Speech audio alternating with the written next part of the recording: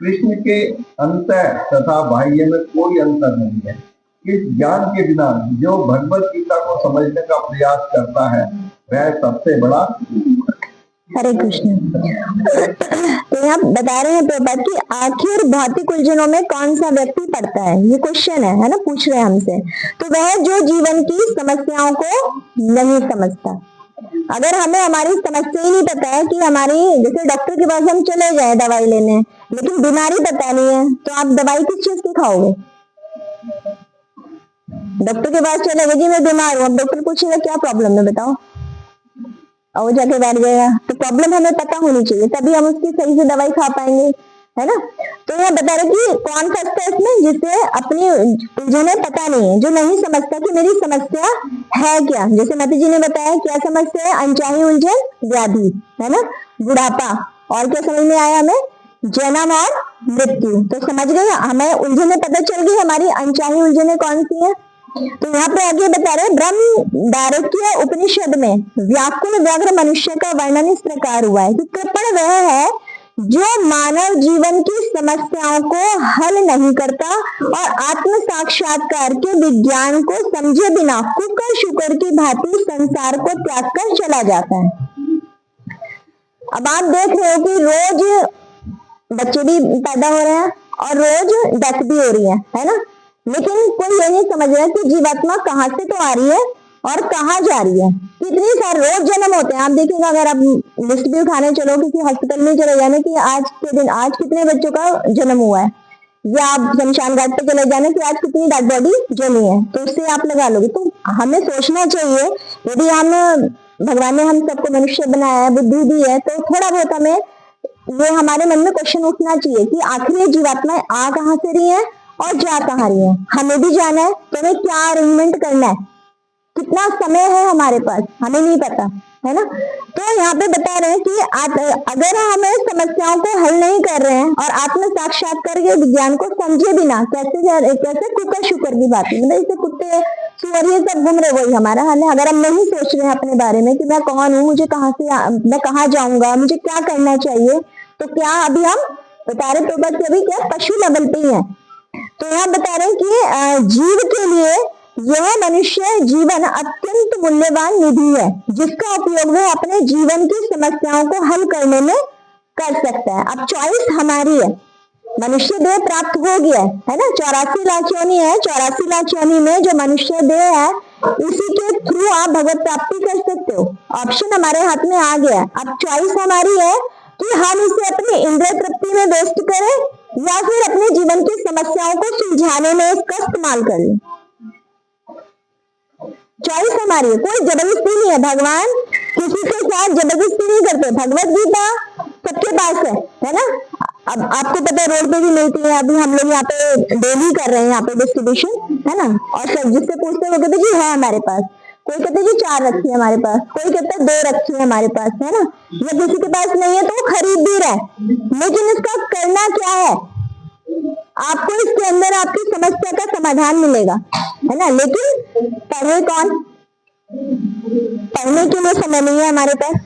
अब समय नहीं है तो फिर जब यमराज के दूत आएंगे हमें लेने के लिए, तो फिर वो भगवान के पास हमारे पास टाइम नहीं होगा। जब हमारी मृत्यु का समय आएगा और हम भगवान को पुकारेंगे कि ये यमदूत ना आए, है ना, आंखों से आंसू दिखते हैं ना, किसी की डेथ होती तो आंखों से आंसू निकलेगा और भय के कारण वो बस भागा भागा, कितने होते ना। एक मैंने देखा था हमारे पड़ोस में किसी की था थोड़ा सा, वो इतना तेजी से मतलब कार से ड्राइविंग करके आया कि जैसे इसके पीछे, रियल में इसके पीछे यमदूत लगे हुए थे और वो सब कुछ तो छोड़ के ऐसे भाग रहा है, मतलब बहुत बुरी तरह से उसकी डेथ हुई थी, मतलब।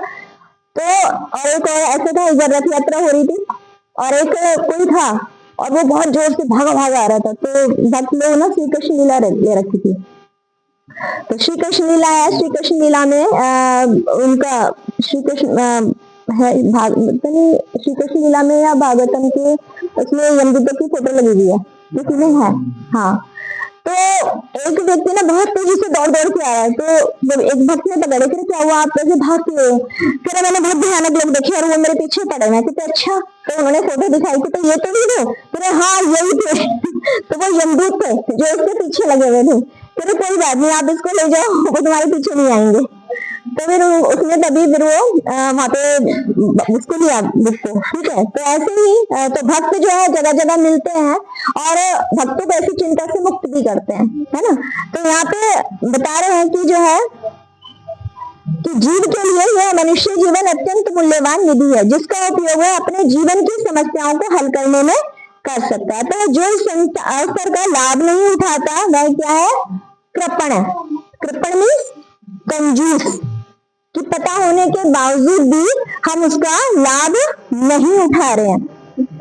तो ब्राह्मण इसके विपरीत होता है, जो इस शरीर का उपयोग जीवन की समस्त समस्याओं को हल करने में करता है ना। तो ब्राह्मण जो है जैसे 4 वो बताए हैं, ब्राह्मण, क्षत्रिय, वैश्य और शूद्र।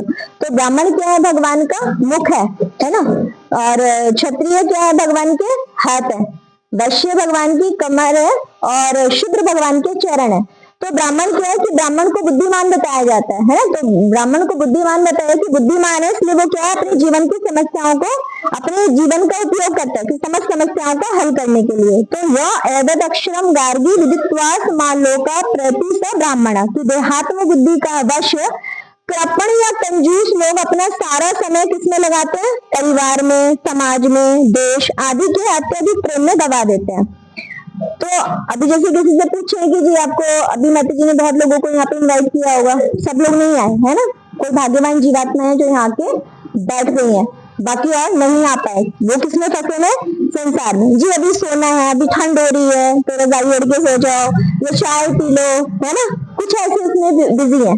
तो ये कि मनुष्य देह का जब तक हमें लक्ष्य नहीं पता चलेगा, हम ऐसे ही कृपण बने रहेंगे और हम अपने समय को, जो हमारे हाथ से रेत की तरह फिसल रहा है, इसको हम ऐसे वेस्ट करते रहेंगे, है ना। क्योंकि सबकी सांसें गिनती की मिली हुई है, गिनती की है, इसको आप एक भी पॉइंट ज्यादा नहीं बढ़ा सकते हो। और ये मैंने प्रैक्टिकल देखा मेरे फादर के साथ में। जिस टाइम मेरे फादर ने शरीर छोड़ा था तो मॉर्निंग का टाइम था 3 बजे का, ठीक है। और एकदम उनको ऐसे बैठे हैं, मतलब मुझे लगा उसका ये अटैक पड़ा है।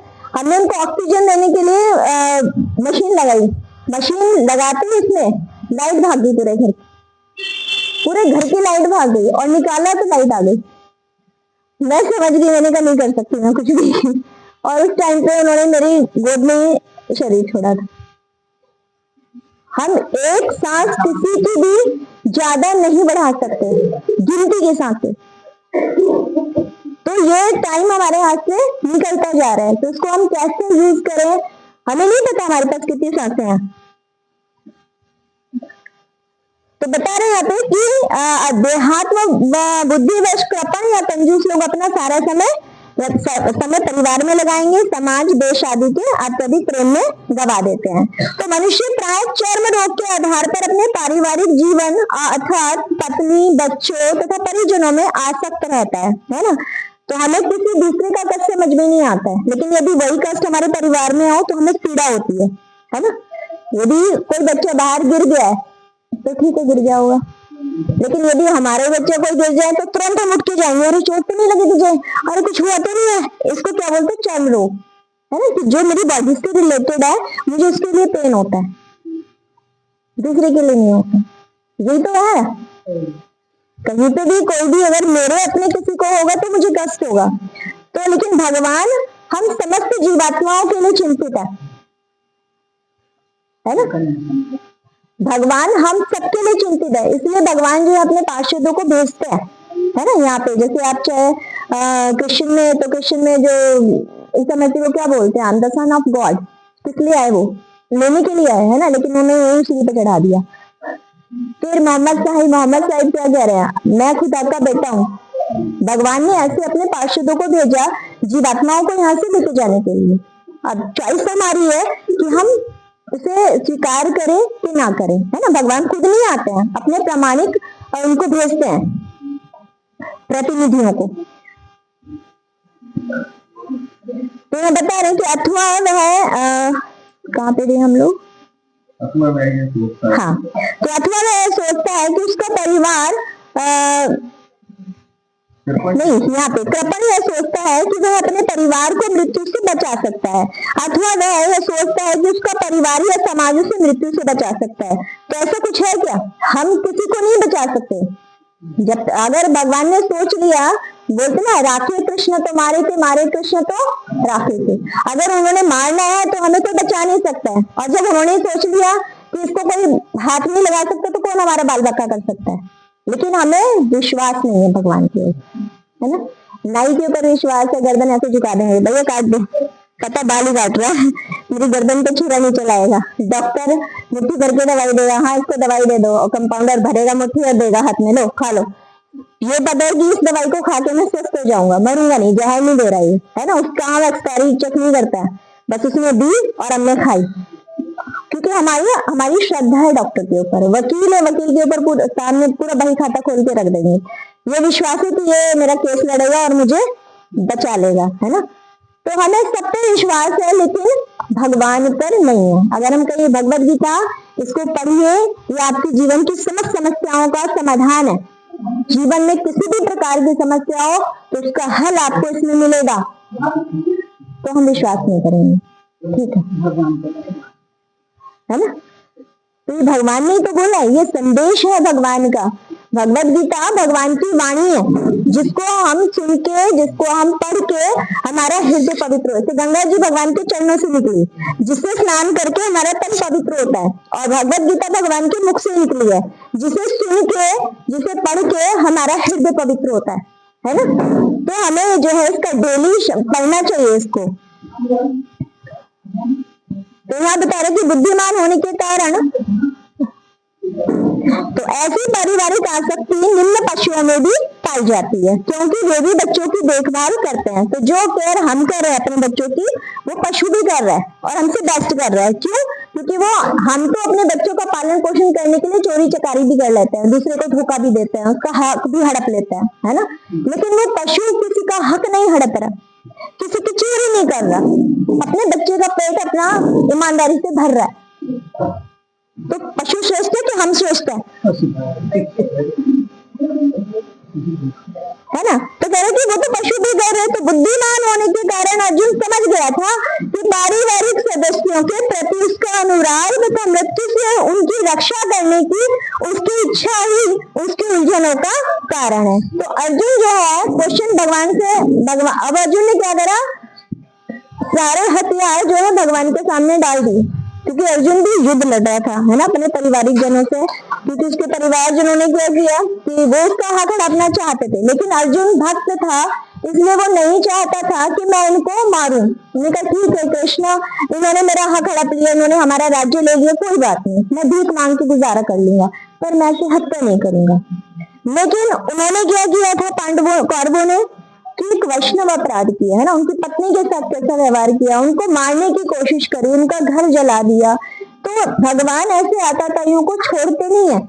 अगर कोई भक्त के साथ गलत करता है तो फिर भगवान उसे क्षमा नहीं करते, भक्त क्षमा कर दे, लेकिन भगवान नहीं करेंगे, है ना। तो इसीलिए भगवान ने चुन चुन के कि तेरे को करना पड़ेगा। कि फिर अर्जुन को भगवान आगे विराट रूप दिखाएंगे, इसमें भगवद गीता में वर्णन है। क्योंकि जब विराट रूप देखा तो उसके बाद अर्जुन, उसके बाद भी फिर भी उसके मन में था करूं ना करूं, करूं ना करूं, है ना। तो आगे लास्ट में जो पूरा भगवद गीता का ज्ञान दे दिया, तब भगवान पूछ रहे हैं आप बता दे, अभी भी कोई संशय है तो अभी भी बता दे, अभी भी दोबारा से पूरा एक्सप्लेन कर दूंगा, तो संशय नहीं होना चाहिए, है ना। उसके बाद अर्जुन ने कि ठीक है मैं मारूंगा।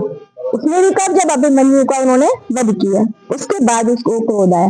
भक्त जो है कभी भी किसी का अहित नहीं चाहता, है ना, लेकिन भगवान अगर उसके भक्त के साथ कोई बुरा करते तो उसको छोड़ते नहीं है। तो यहाँ बता रहे हैं कि बुद्धिमान होने के कारण अर्जुन समझ गया था कि पारिवारिक, कि उसको किस वजह से हो रहा था कि पारिवारिक सदस्यों के प्रति उसका अनुराग तथा मृत्यु से उनकी रक्षा उसके भय का कारण है ना। उनकी रक्षा करने की उसकी इच्छा ही उसकी उलझनों का कारण है। यद्यपि वह समझ रहा था कि युद्ध करने का कर्तव्य उसकी प्रतीक्षा कर रहा था, किंतु कृपण दुर्बलता कार्पण्य दोष के कारण वह अपना कर्तव्य नहीं निभा रहा था। तो कहीं ना कहीं हम भी इन्हीं उलझनों में फंसे हुए हैं, है ना। जब हम भक्ति की तरफ जाते हैं तो सोचते हैं अरे ये काम करना है, अरे ये काम करना है ना। तो हमारा मन जो है बच्चों की तरफ चला जाता है, परिवार की तरफ चला जाता है कि अच्छा अगर मैंने उसकी केयर नहीं करी तो उसकी देखभाल नहीं होगी, अच्छा मैंने उसको अगर बैठा के नहीं पढ़ाया तो पढ़ेगा ही नहीं, अच्छा अगर मैंने उसको रोटी बना के नहीं दी तो खाएगा ही नहीं। तो उन चीजों के लिए हम अपनी भक्ति के साथ कंप्रोमाइज कर लेते हैं। लेकिन क्या ऐसा है? अगर हम नहीं होंगे तब भी वो कार्य होगा, है ना। लेकिन उसके कारण से क्या है कि हमें जो मौका मिल रहा है वो चूक जाता है, क्योंकि समय धीरे धीरे हाथ से हमारे निकलता जा रहा है। तो हमें ऐसे बताते हैं हमारे गुरु महाराज कि हमें जो कीमत भरनी पड़े उसको भरिए, लेकिन इस भक्ति को हाथ से मत जाने दीजिए, क्योंकि ये मनुष्य देह दोबारा मिले गारंटी नहीं। तो यहाँ बता रहे हैं कि यद्यपि वह ये हो गया था आपका कि अतः वह परम गुरु भगवान कृष्ण से कोई निश्चित हल निकालने का अनुरोध कर रहा है। वह कृष्ण का शिष्यत्व ग्रहण करता है, वह मित्रतापूर्ण बातें बंद करना चाहता है, गुरु तथा शिष्य की बातें गंभीर होती हैं और अब अर्जुन अपने मान्य गुरु के समक्ष गंभीरता पूर्वक बातें करना चाहता है। जब अर्जुन को कुछ नहीं समझ आया कि मैं क्या करूं, करूं या ना करूं, तब उसने, क्योंकि कृष्ण उनके मित्र थे, है ना, भगवान कृष्ण जो है अर्जुन के प्रिय, अर्जुन बहुत प्रिय है भगवान श्री कृष्ण को। तो अर्जुन क्योंकि भगवान के साथ लेटता भी था, खेलता भी था, उनके साथ खाता भी था, तो अब उसने कहा कि अब उसे कुछ समझ नहीं आ रहा कि मैं कृष्ण जो है अब हथियार डाल दे कि अब आप ऊपर बैठो और मैं नीचे बैठता हूँ, कि आप गुरु की पदवी पे आ जाओ। तो गुरु के पास कब जाना चाहिए? गुरु के पास इसलिए नहीं जाना चाहिए कि जी मेरे बच्चा पढ़ाई नहीं कर रहा है, जी मेरे बेटे की शादी नहीं हुई, जी मेरा मकान नहीं बना, मैं अभी तक रेंट पे रह रही हूँ, या अभी ये समस्या मेरी सॉल्व नहीं। इसके लिए गुरु नहीं है, गुरु इसके लिए नहीं है। गुरु किसके लिए है? कि मैं अपने जीवन का उद्देश्य कैसे प्राप्त करूं, मेरे जीवन का उद्देश्य क्या है, ये मनुष्य देह मुझे क्यों मिला है, ये समस्या में अगर कुछ बीमारियां लग रही हैं तो इससे मैं कैसे बचूं, क्या रास्ता है कि मैं दोबारा बीमारी न पड़ूं। इन समस्याओं के लिए हमें गुरु के पास जाना चाहिए, है ना। लेकिन हम इन समस्याओं के लिए जाते हैं, जी ये नहीं हुआ, जी ये नहीं हुआ। ये सारी चीजें तो हमारे भाग्य में पहले से लिख दी गई हैं कि हमारे जीवन में कितना सुख है और कितना दुख है, इसे कोई मिटा नहीं सकता है। आप किसी भी ज्योतिष के पास चले जाओ, कितने हाथ दिखा लो और कितने ही टोने टोटके कर लो, है ना, वो हमें भोगना ही पड़ेगा, क्योंकि हम कोई भी उपाय कर लेते हैं तो वो चीज दब जाती है। जैसे एलोपैथिक दवाई खाई आपने, एलोपैथिक दवाई खाने से क्या होता है, बीमारी खत्म नहीं होती है, वो दब जाती है, कुछ टाइम बाद फिर उभर के आती है। किसी ने अगर पेन किलर खा लिया तो पेन दोबारा नहीं होगा, है ना। ऐसे बताते, साइंस बताते कि वो माइंड को ऐसे सेट कर देते कि हमें लगे हमने दवाई खा ली और अब पेन नहीं होगा, है ना। तो ऐसा नहीं है। तो ये जो हम उपाय करते हैं तो ये चीजें पूरे टाइम के लिए एक सोल्यूशन है, लेकिन फिर वो उभरती हैं। आपको उसको भोगने के लिए दोबारा जन्म लेना पड़ेगा और दोबारा से आपको वो प्रॉब्लम फेस करनी पड़ेगी, तो वो सोल्यूशन नहीं है। इसलिए जो भी लाइफ में उतार चढ़ाव आ रहे हैं उसको सह लीजिए, है ना। उससे बचने का हम उपाय ढूंढते हैं तो यही सारे जितने भी ग्रह नक्षत्र होते हैं और नाराज होते हैं, क्योंकि ये हमारे ही कर्मों का फल है जो हमारी प्लेट में परोसते आ रहा है, और फिर हम इससे बचने के लिए उपाय ढूंढते हैं। तो फिर ये बोलते हैं पहले तो उसने गलती करी, अब इसको पनिशमेंट मिल रहा है तो भोगना नहीं चाहता, तो फिर वो जस्ट डबल होके मिलते हैं। तो बेटर है उसको हम भोगे और भगवान को प्रार्थना करें कि जो भी हमारी लाइफ में उतार चढ़ाव आ रहे हैं उसको सहने की शक्ति दे, तो आप इजीली निकल जाओगे, है ना। लेकिन आप सोचोगे कि मैं इससे बच जाऊं, इससे बच जाऊं और फिर मैं कर्म करूं, तो फिर क्या होगा, फिर तो यहाँ से निकल ही नहीं पाएंगे हम। तो कह रहे जो वह कृष्ण का, अब अर्जुन जो शिष्यस्त्र ग्रहण कर रहा है भगवान श्री कृष्ण का, तो ऐसे ही हमें कहते ना कि गुरु जो है, अगर आपको कहीं गुरु नहीं मिल रहे हैं, क्योंकि आप देख रहे हैं जगह जगह गुरु है ना, और आपका मन नहीं झुक रहा है कि मैं किसे गुरु बनाऊं, क्योंकि इतना धोखाधड़ी भी हो रही है, बहुत हो रहा है, तो आप क्या कर सकते हैं, कृष्ण वंदे जगत गुरु, आप कृष्ण को गुरु बना लीजिए। तो ऐसे बताते हैं, ब्रह्मांड भ्रमित कौन भाग्यवान जीव, और गुरु कृष्ण कृपा पाए भक्ति लता बीज। ब्रह्मांड में जीवात्माएं बहुत सारी घूम रही हैं, बहुत सारी अनंत कोटि है ना। आप देखिए, हमें नहीं, इन आंखों से हमें दिख भी नहीं रही है, ऐसी सूक्ष्म जीवात्माएं भी हैं, है ना, बहुत सारी जीवात्माएं। लेकिन ब्रह्मांड भ्रमित है कौन भाग्यवान जीव, इस संसार में इतनी जीवात्माएं घूम रही है, तो इनमें से कौन सी भाग्यवान जीवात्मा है जिसे गुरु और कृष्ण की कृपा प्राप्त होती है। तो ऐसे बताते हैं कि कृष्ण की कृपा से हमें प्रामाणिक गुरु प्राप्त होते हैं, और प्रामाणिक गुरु की कृपा से हमें कृष्ण प्राप्त होते हैं। लेकिन कब, जब आपकी इच्छा होगी, है ना, जब हम इच्छा करेंगे कि हे कृष्ण, आप, जब आपने कृष्ण को गुरु बना लिया, तो फिर आप उन्हीं को प्रार्थना करना कि मैं आप तक कैसे पहुंचूं, क्योंकि भगवान के और हमारे बीच में मीडिएटर है गुरु। गुरु ही हमें भगवान तक लेके जाएंगे। अब लेकिन भगवान तक जाने का रास्ता क्या है, वो भी गुरु बताएंगे। तो भगवान ने बता दिया प्रामाणिक गुरु। अब प्रामाणिक गुरु मैं तो जानती नहीं, तो वो भी रास्ता भगवान ही बताएंगे, अगर आपकी इच्छा प्रबल है तो। ठीक है, तो यहाँ बता रहे कि इसलिए कृष्ण भगवत गीता ज्ञान के आदि गुरु है, और अर्जुन गीता समझने वाला प्रथम शिष्य है। तो सबसे पहले भगवान ने गीता का ज्ञान किसको दिया था, अर्जुन को दिया था सबसे पहले। मतलब उससे पहले विवस्वान को दिया था जो सूर्य के देवता है, उसके बाद में अर्जुन को दिया था, है ना। अर्जुन को बता रहे हैं भगवान आगे आप पढ़ोगे फर्स्ट चैप्टर में। तो कह रहे कि अर्जुन भगवत गीता को किस तरह समझता है, यह गीता में वर्णित है। आप अगर भगवत गीता पढ़ोगे तो उसमें आपको पता चलेगा अर्जुन इसमें इतने क्वेश्चन कर रहे हैं भगवान से, जो क्वेश्चन हमारे माइंड में उठते हैं, है ना। तो कह रहे कि तो भी मूर्ख संसारी विद्वान बताते हैं कि किसी को मनुष्य रूप कृष्ण की नहीं बल्कि अजन्मा कृष्ण की शरण ग्रहण करनी चाहिए। तो भगवान मनुष्य रूप कैसे हुए, जब भगवान प्रकट हुए थे कारागार में, तो कैसे हमारे तुम्हारे जैसे पैदा हुए थे, कैसे हुए थे, एकदम प्रकट चतुर्भुज रूप में प्रकट हुए थे, है ना।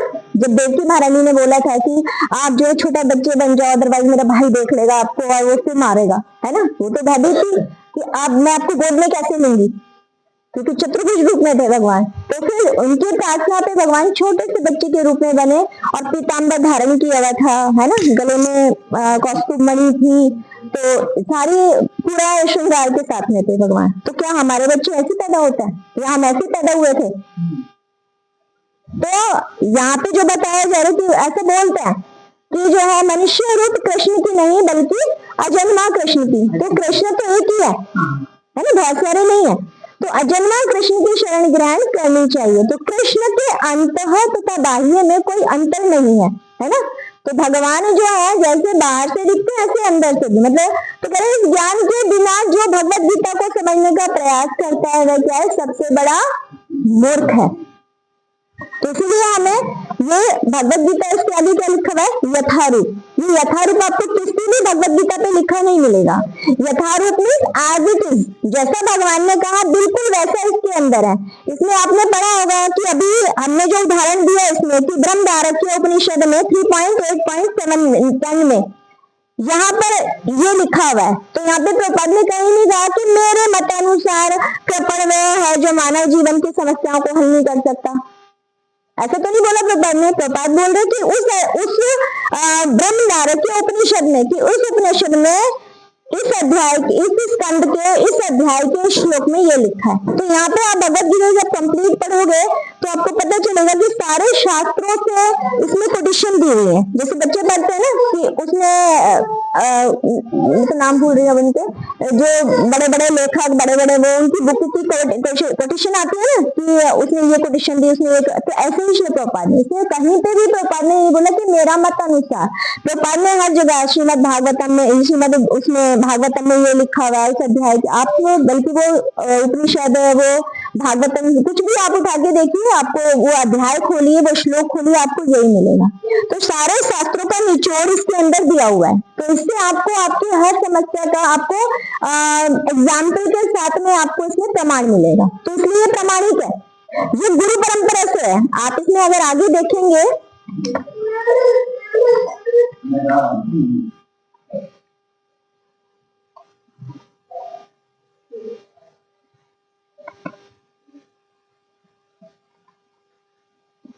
परंपरा निकाल सकते कोई,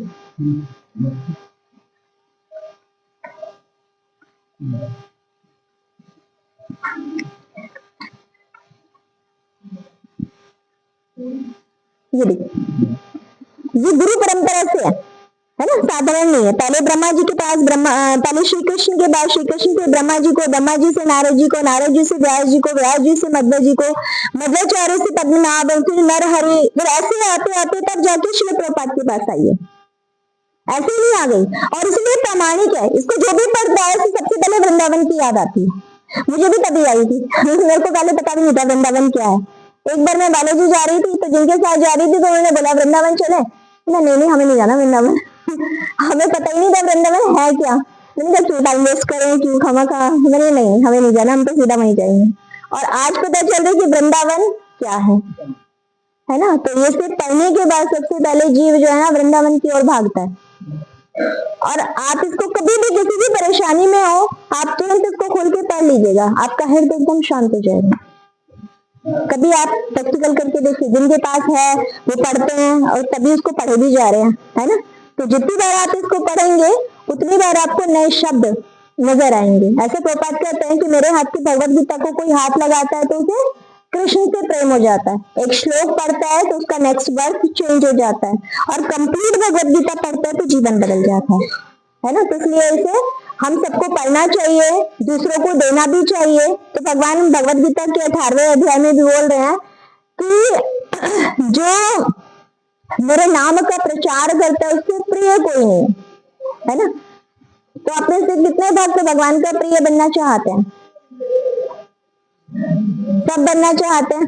तो उसके लिए क्या करना पड़ेगा? उसके लिए आपको इसका वितरण करना पड़ेगा, खुद भी लेना पड़ेगा, दूसरों को देना भी पड़ेगा, है ना, और पढ़ना भी पड़ेगा। तभी हम भगवान के प्रिय बन सकते हैं, है ना। तो इसके लिए क्या कर सकते हैं? तो हम अगर खुद सड़कों पे नहीं जा सकते हैं, है ना, तो ऐसे कितने बोलते कि जी ठीक है हम दे तो देंगे, लेकिन हम ऐसे लोगों को कहाँ ढूंढे। जैसे आप अगर खुद नहीं देना चाहते तो आप स्पॉन्सर भी कर सकते हैं, है ना। कि आपके भी यहाँ पे हम लोग गाँव में जाते हैं डिस्ट्रीब्यूशन के लिए, कितने लोग होते हैं कि जिनकी कैपेसिटी नहीं होती खरीदने की, लेकिन वो पढ़ना चाहते हैं। तो ऐसे लोगों के लिए हम, अगर हमारे पास भगवान ने हमें इतना इस योग्य कर रखा है कि हम कम से कम 5 लोगों को तो हम फ्री में दे ही सकते हैं भगवत गीता, है ना, या 11 लोगों को दे सकते हैं, 51 लोगों को दे सकते हैं, जितना भगवान ने हमें यथाशक्ति जो कैपेसिटी दे रखी है। तो हम उसके अकॉर्डिंग दान भी कर सकते हैं। गीता दान महादान होता है। हम एक गाय दान नहीं कर सकते हैं। एक गाय अगर आप खरीदेंगे जिसके साथ बछड़ा हो तो कितने की आती है? वो कितने की आती है बेटा जी? 50,000 से तो क्या कम की होगी, है ना। लेकिन यदि आप एक गीता दान करते हो, है ना, तो ऐसे बताते हमें 1 लाख गाय दान का लाभ मिलेगा। तो हमें गीता दान सबसे इजी और है कितने की? मात्र 210 की। तो आप 210 लगा के किसी का जीवन बदल सकते हैं। और जिसके भी हाथ में देंगे और उसने उसको पढ़ लिया तो वो पूरा जीवन आपको धन्यवाद बोलेगा। ये तो है, लेकिन दे रखते हैं।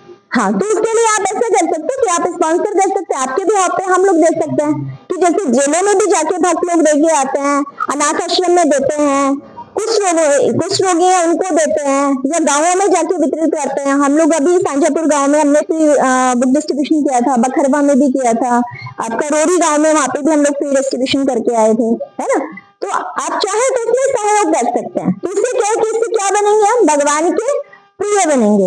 या आप खुद भी वितरण कर सकते हैं, लेकिन उसके लिए अगर हमारे पास समय नहीं तो हम ठीक है, आप अगर मन नहीं लगाना चाहते तो धन को लगाइए, क्योंकि जब धन लगेगा तो तन भी लगेगा और मन भी लगेगा, है ना। तो सॉल्यूशन भगवान ने दे रखा है, क्योंकि भगवान के सेवा करने के लिए हर तरह से हमें भगवान ने ऑप्शन दिया है कि अगर धन नहीं लगा सकते तो तन लगाओ। ठीक है, आप खुद वितरण करने के लिए चलो, भगवत गीता हम देंगे, आप वितरण करो। आप तन नहीं लगा सकते तो मन को लगाओ, प्लानिंग करो कि इसको कैसे वितरण किया जा सकता है। और मन नहीं लगा सकते तो धन लगा दो, चलो भैया मैं तो पैसे दे सकती हूँ कि आप मेरी तरफ से इतना को दे आओ, मैं इतना कर सकती हूँ।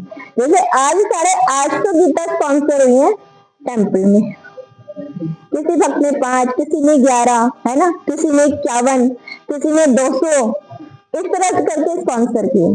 तो आप भी अपने मोदी नगर में, हमारे यहाँ पे इतने आसपास में इतने गांव है ना, हम गाँव में जाते हैं तो बेचारों का मन तो होता है, लेकिन उनकी इतनी इनकम नहीं होती है कि वो खरीद सके। तो आप चाहें तो स्पॉन्सर कर सकते हैं। हमारे पास ज्यादा समय नहीं है, यहाँ पे भी नहीं है और वैसे भी नहीं है। 15 जनवरी जो है लास्ट है हमारे मैराथन का, क्योंकि दिसंबर मंथ में भगवान ने अर्जुन को भगवत गीता का संदेश दिया था, इसीलिए हम लोग ये 2 महीना बुक वितरण करते हैं। तो इसमें हम जो है सेवा को कर सकते हैं, पूरे 2 महीने ये सेवा चलती है। तो आप सब अगर कोई भी इसमें पार्टिसिपेट करना चाहता है, यस बताइए मुझे। हरि बोल। माता जी 5 भगवत गीता स्पॉन्सर कर रही हैं माता जी के लिए। हरे कृष्णा कृष्णा कृष्णा हरे हरे, हरे राम राम राम हरे हरे। तो कोई और भक्त भी जिससे भगवान ने ऐसी कैपेसिटी दे रखी है कि वो करे तो कर सकते। मैं भी करती हूँ माता जी, ठीक है। 5 मेरी तरफ से भी स्पॉन्सर है। और कोई भी अगर करना चाहते हैं सेवा को तो कर सकते हैं। हरि बोल। माता जी पेन और कॉपी ले लीजिए नोट करने के लिए।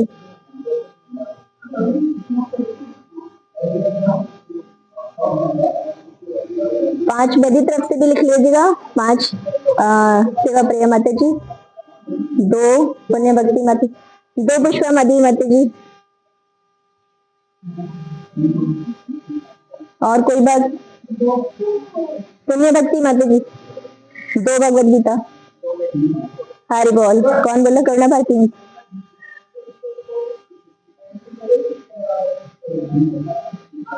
पुष्पा मादी माता जी को लिख लिया। और कोई नहीं करना चाहता तो प्रिय कैसे बनेंगे? मुझे भी किसी ने गिफ्ट करी थी माता जी भगवत गीता मेरे ऑफिस में।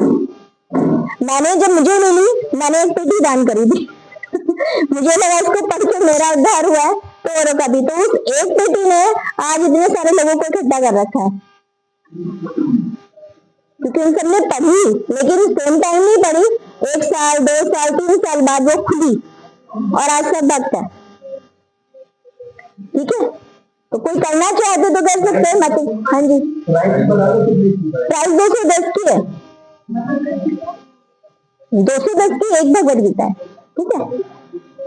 तो अगर कोई करना चाहता है यहाँ पे भी तो पुण्य भक्ति माता जी को बता सकते हैं, तो माता जी आप लोगों के लिए अरेंज कर देंगे। आप खुद भी लेके दे सकते हैं किसी को दान, ऐसा नहीं कि आपको हमें ही देनी है, आप खुद भी लेके किसी को गिफ्ट कर सकते हैं। आप मैरिज में दे दीजिए, किसी के बर्थडे पे दे दीजिए, किसी की एनिवर्सरी में दे दीजिए, बहुत सारे ऑप्शन होते हैं। रिटायरमेंट पे दे दीजिए, जो भी गिफ्ट दे रहे हैं उसके साथ में भगवत गीता लगा के आप दे सकते हैं कि उसके घर में भगवत गीता पहुंचेगी। अगर एक ने भी पढ़ ली तो मतलब 5 लोग तो पढ़ ही लेते हैं। जैसे हमारे घर में भी 5 मेंबर हैं तो आराम से पढ़ते हैं उसको, है ना। तो एक साथ में 5 लोगों का आप उद्धार करोगे, ठीक है। हरे कृष्णा। तो टाइम क्या हो गया? ज्यादा टाइम हो गया लग रहा है।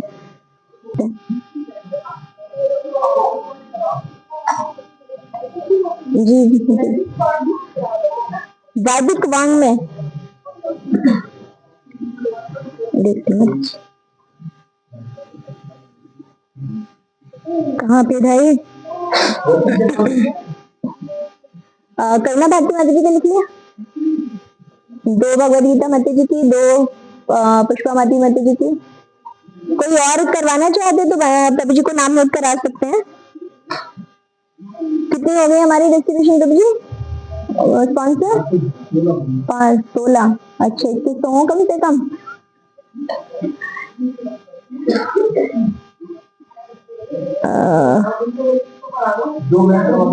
हर बॉल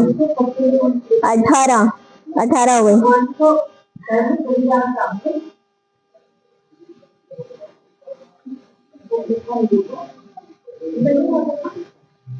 मतलब जी कहाँ पे है वैदिक वांग में?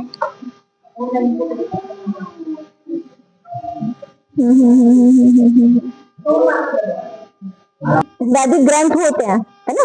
तो वैदिक ग्रंथ जो हमारे से शास्त्र है, हमारे भागवतम है, भगवत गीता है, तो ये सारे वैदिक ग्रंथ ही हैं। तो इनसे हमें पता चलता है कि हमारी जीवन की समस्याएं क्या है हमारी अनचाही उलझने, ठीक है। और किसी का कोई क्वेश्चन हमें पूछना चाहिए, क्योंकि मन में डाउट्स रहते हैं तो फिर वो आगे तक बने रहते हैं, है ना। और नहीं है तो आप बताओ कैसे सोल्यूशन करोगे, रास्ते तो पता चल गया हमें। तो कैसे इसका सॉल्यूशन निकलेगा? कि समस्या तो पता चल गई, अनचाही उलझने तो हमें पता चल गई कौन सी है, जन्म, मृत्यु, जरा और व्याधि। अब इससे निकलेंगे कैसे? क्या सॉल्यूशन बताया इसमें? क्या बताया? हरे नाम हरे नाम हरे नाम एव केवलम कलौ नास्ते नास्ते नास्ते गति रण्यथा। जबरदस्ती थोपा तो नहीं जा रहा, आप चाहते हो अपने जीवन की उलझनों से निकलने के लिए, जो अनचाही उलझने हैं, कितने वक्त से चाहते हैं कि हम निकले इससे? सब चाहते हैं, तो फिर बोलते क्यों नहीं है? हमारे मन में क्वेश्चन उठना चाहिए ना कि आपने बताया कि ये अनचाही उलझने तो बता दी, लेकिन इसका सॉल्यूशन नहीं बताया कि इससे निकले कैसे। इसका मतलब हम चाहते नहीं निकलना, तो पूछना चाहिए ना। तभी तो भगवान इसलिए बोल रहे हैं कि इसलिए कृपण है, इसलिए क्या है? कृपण है कि पता चल गया लेकिन अब उससे निकलने का सॉल्यूशन नहीं ढूंढ रहे, तो इसलिए कृपण है। तो गलत नहीं कह रहे शास्त्र, है ना? कृपण है हम, तो हमें निकलने का रास्ता खोजना चाहिए, और निकलने का रास्ता एक ही है, हरे कृष्णा कृष्णा कृष्णा हरे हरे, हरे राम राम राम हरे हरे। इस नाम को हमें अपनी जिह्वा से बांध के रखना पड़ेगा, है ना? इसको हमें डेली इसको जपना है। क्या? हरे कृष्णा कृष्णा कृष्णा हरे हरे, हरे राम राम हरे। इसको बोलना भी है और इसको सुनना भी है। इससे क्या होगा कि जब हम इसको सुनते हैं, हरे कृष्णा कृष्णा कृष्णा हरे हरे, हरे राम राम हरे। जब हम इसको सुनते हैं तो भगवान कान के थ्रू हमारे हृदय में प्रवेश करते हैं, और प्रवेश करके क्या करेंगे कि हमारे हृदय में जो गंध भरी हुई है ना, जिससे हमें भगवान दिख नहीं रहे हैं, भगवान का हमें स्मरण नहीं हो पा रहा है, क्या है वो? काम, क्रोध, मद, लोभ, ईर्ष्या और द्वेष। ये हमारे अनर्थ है ना, जिसके कारण हम भगवान को जान नहीं पा रहे हैं, उन्हें समझ नहीं पा रहे हैं। तो उनको पहले भगवान क्लियर करेंगे। सिर्फ आपको दवाई खानी है, जैसे डॉक्टर दवाई खा देता है ना कि उसको दवाई को परहेज से खाना है, तो परहेज ना भी करोगे दवाई तब भी काम करेगी। क्या? हरे कृष्णा कृष्णा कृष्णा हरे हरे, हरे राम राम हरे हरे। इसको सुनना है, बोलना है और सुनना है, बस यही काम करना है आपको। जब आप इसको बोलोगे और इसको सुनोगे तो जो जीवन का उद्देश्य है वो प्राप्त हो जाएगा, और जो समस्याएं हैं उससे मुक्ति भी मिल जाएगी। लेकिन आपको दवाई खानी पड़ेगी। क्या दवाई खानी है? कृष्णा कृष्णा हरे हरे, हरे राम राम। इसको मन में बोलिए, चीख के बोलिए, चिल्ला के बोलिए, जैसे मर्जी बोलिएगा, लेकिन बोलिए इसको, ठीक है? तो थोड़ा जोर से बोलिएगी, दूसरे को भी सुनाई दे, है ना? तो इतना जोर से घर में कलेश नहीं होना चाहिए, बस, ठीक है? अपने लिए मैंने इसको बोलना, कीर्तन कर सकते हैं आप डेली इसका, है ना, जिससे दूसरे को अच्छा लगे। आप इसको बोलना है डेली, अपना नियम बना लीजिए, कम से कम 11 बार में इसको बोलो, है ना? कम से कम 11, ज्यादा कितनी बार भी बोलो, पूरा दिन बोलो, कोई टैक्स नहीं है, लेकिन कम से कम मैं 11 बार इसको लूं, ठीक है? और भक्तों का संग कीजिए। जब भक्तों का संग करेंगे तो उससे क्या है कि जैसा संग वैसा रंग। अगर चोरों के साथ रहोगे तो चोर बन जाएंगे, और भक्तों के संग रहेंगे तो भक्त बन जाएंगे। दुखी लोगों के साथ रहोगे तो दुखी बनेंगे हम, और सुखी लोगों के साथ रहोगे तो सुखी। तो कृष्ण भक्त बिंदास और माया दास सदा उदास। तो हमें किसकी सेवा करनी है? भगवान की सेवा करेंगे तो हमेशा हम आनंद में रहेंगे। क्या करना है? हरे कृष्णा कृष्णा कृष्णा हरे हरे, हरे राम राम हरे हरे। तो अभी आरती होगी, ठीक है? आरती में कीर्तन होगा, और कीर्तन में सबको डांस करना है। जब हम भगवान के सामने नृत्य करते हैं तो हमें संसार के सामने नहीं नाचना पड़ता, और यदि हम भगवान के सामने नहीं नाचते तो फिर हमें संसार के सामने नाचना पड़ेगा, ठीक है? और कीर्तन को पहले सुनना है, तभी उनके पीछे रिपीट करना है, ठीक है? और इसको बोलना भी है, कहते कि ये जो हरिनाम है इसको पहले भर के गाना चाहिए, पूरा हृदय से गाना चाहिए। ऐसे नहीं बस हम वो गा रहे हैं और हम ऐसे हाथ भी हिला लिया तो बहुत बड़ी कृपा है, है ना। तो हमें जो है इसको मुंह को खोलना है, जितना जोर से घर में चिल्लाते हैं ना बच्चे को डांटने के लिए, उतना जोर से भगवान का नाम लेने के लिए चिल्लाना है कि हमारी आवाज